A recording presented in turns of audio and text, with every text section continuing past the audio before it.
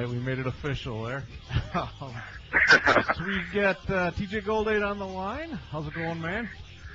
Not too bad. How you doing, man? It's been a long time. I'm good. It's been a while, yeah. It's your racing season's over with.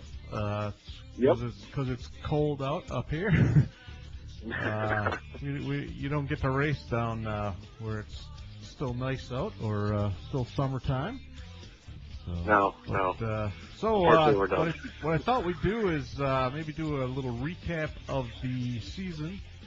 I know we got some good news at the end of the season regarding some gifts that you received, or if that's the that'll right be word. Saturday. I'll get those, but yeah. So let's just go over the season as a whole. Number of wins and just your thoughts on the season. Well, we ended up with 4 qualifying race wins and 1 feature. Raced a total of 11 weeks and finished in the top 7 of the 11, and finished in the top 10 all 11 weeks. It was definitely a challenging year. A lot of guys that weren't really contenders, they were more pretenders, were a lot better contenders this year, and it was kind of came out of nowhere. But that's why we kept swinging all year. But we did pretty good. We finished 4th in points, which we were happy about. So out of the 5 years I ran, I finished 4th four of the years there, and the 1 year when we only raced 4 or 5 times, I finished 9th in points. So, but yeah, we ended up winning most popular driver again for the 5th straight year, which, to my knowledge, no one's ever won 5 consecutively. That's awesome. I know my brothers won 5, but not consecutively. Right. And then something for all my guys to really hang their head on. We won best touring car as well. So we accomplished 2 of our 3 goals. The 3rd goal was obviously to win the championship, but when the guy that won the championship was worst finish all year was 4th, it's a little hard to beat. Yeah, that's a hard to keep up with that. So, yeah, exactly. So best looking car. Now, people that are listening, if you go to Facebook and search for, help me out here, TJ Goldade, number 81, Star Racing. Star Racing. I'll type that in the chat room in a minute here, but go out there and you can see some pictures of the car and such. The top. Yeah, pictures. we're going to be uploading a bunch more here. We just got access to the photographer's site as far as our own little page, so we can take and download those photos from the year basically and get them out on the site, and people can check them out. If they want to order them, they can order them off of his site. So cool. There's some pretty cool ones on there. And there's also a picture of from the final night. You tried to go upside down. I understand. I wasn't there, but you can see most of the roof of your car. So, I thought it'd be a good idea to give Stoughton Tire and all natural body sculpts and Fagan Chevrolet and Rick's Lawn and Garden a little airtime and show them the trunk of the car. But it's probably an easier way, though, wouldn't it be? Yeah, it didn't end up the way I thought it was going to. I mean, we had a really good car. Being the last night, the engine was getting a little tired. Got boxed in by a couple jokers that don't race there ever, and decided to throw some sticks in the spokes to help other guys get points. Yeah. I got blocked in the heat race, or qualifying race, whatever you want to call it. Knocked the grill in on the car, had to fix that, went out for the feature. Started behind a guy that's like 2 seconds slower than everybody and has no business being on the front row. And I think it was like lap 1 or 2. We come off of turn 2. He was already sideways, and I just blew on him, and he spun around. And so I had to go to the back. And by the time I got through, the guys in the back of the pack, the top 6 cars had about a straightaway and a half lead on me. And we only run a 20-lap race, and I mean, this was like lap 5 that I finally got clear all these guys. And then when we got the 5 to go, I had gotten to the point where I was catching the guy that was running 7th at the time, and the caution came out. So I was really grateful for that, and I just I pretty much used the car up pretty bad trying to get back up there, and the tires were real hot, and the brakes were shot. So So under caution, I just did my best, and I won't give away too many secrets because I don't want guys to know, but I did some tricks that worked really well as far as getting tires to cool off and stuff like that, and was able to get a little racy, and then everybody decided to start losing their minds and start wrecking each other, and I had a goal of basically finishing in the top 5. Right. And I was up to 5th or something like that, and then the caution came out again. We restarted again, and then the guy that was running 4th decided to wreck the point leader, and so that gave me 3rd, and we're down to 2 laps to go, and I cinched the belts up and put my Superman cape on, and figured if the guys were going to stay low on the cone, I was going to go to the high side and win the thing, and they did that, so I jumped to the outside, and as everybody knows, I'm not about to lay down for my guys. I go there to win every week, and so we got into some pretty intense bumping and banging, and I actually beat him to the white on the outside, and then when we were going through 1 and 2, he kind of drifted up because he's dirty and doesn't know it, and blew my left front tire out, and then the guy behind me hit me and set me up on top of the wall, and the only thing I could really think of was, this kind of sucks. I'm going to end the year on my lid. But I was trying to steer the car as hard as I could to the left, but the bumper had actually speared the right front tire, so it was stuck turning right. Oh, yeah. Thankfully, we came back down on all 4s, but, you know, it's the way it goes. I mean, I came down the pits, and my guys were obviously pretty pissed off that we didn't win, but all they said was thanks.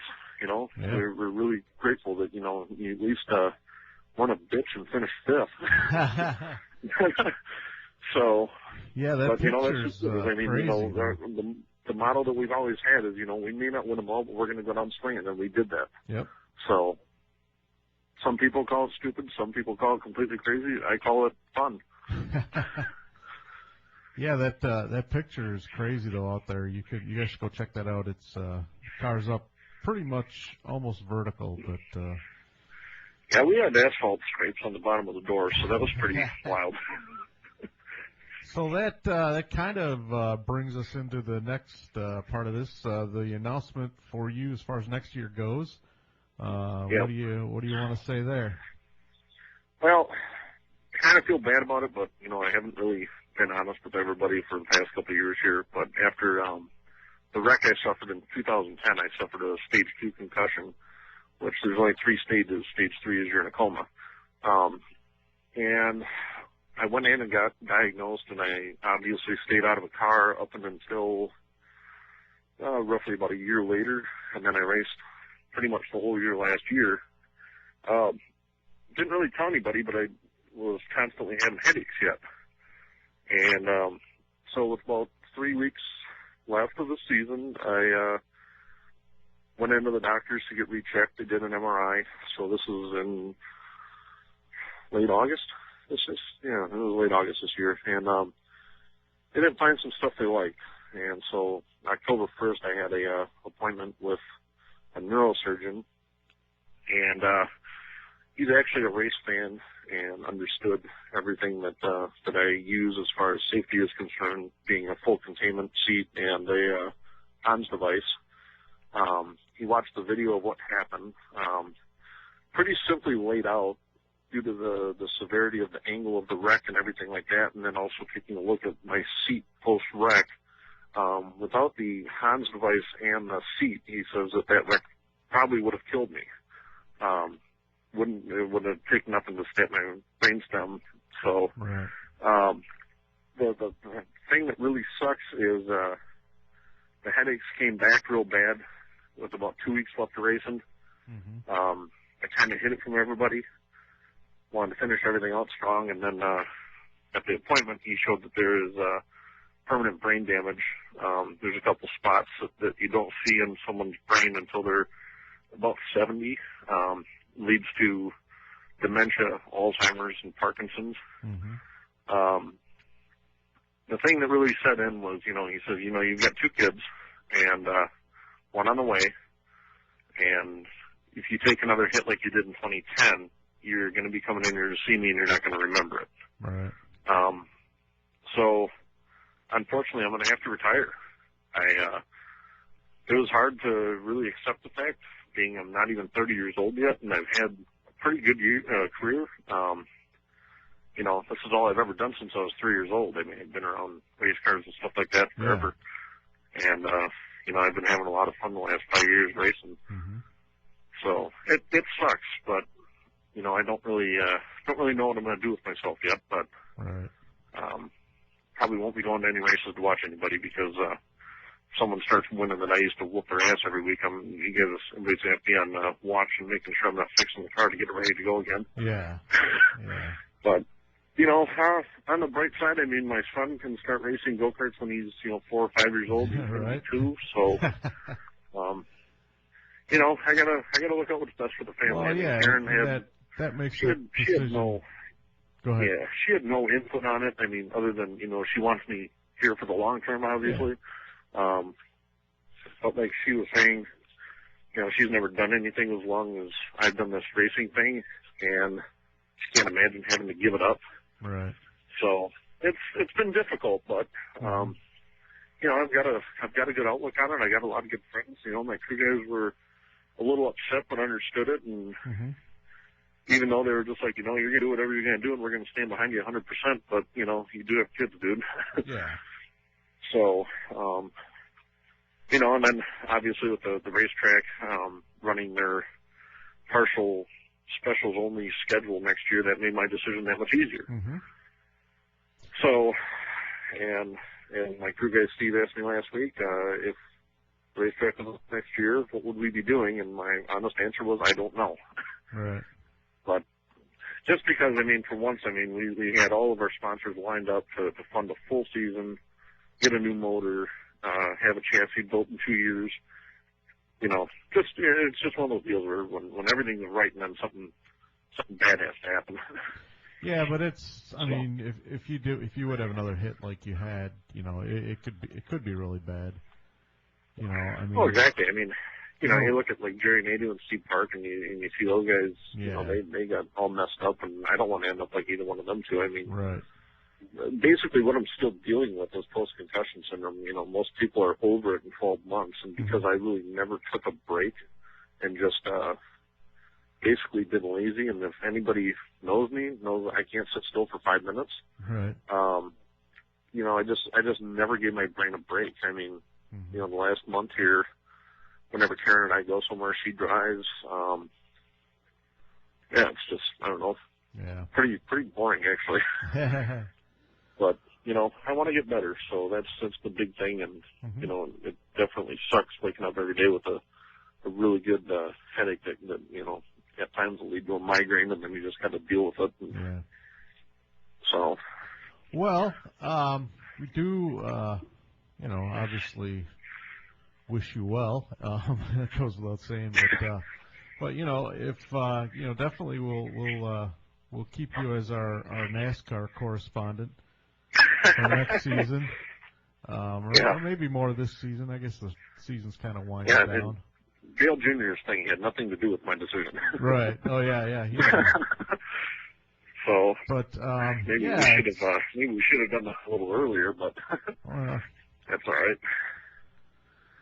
So, well, you know, and thanks for you know, talking about it here. I mean, I know it's something that's in the news with, you know, football players and such, and definitely with Dale Earnhardt Jr., you know, kind of bringing more light to it. I think it's a bigger problem than people realize. I mean, I never really thought nothing about it. I'm just like, oh, okay, whatever, concussion, we'll just deal with it and go again. But here I am 2 years later.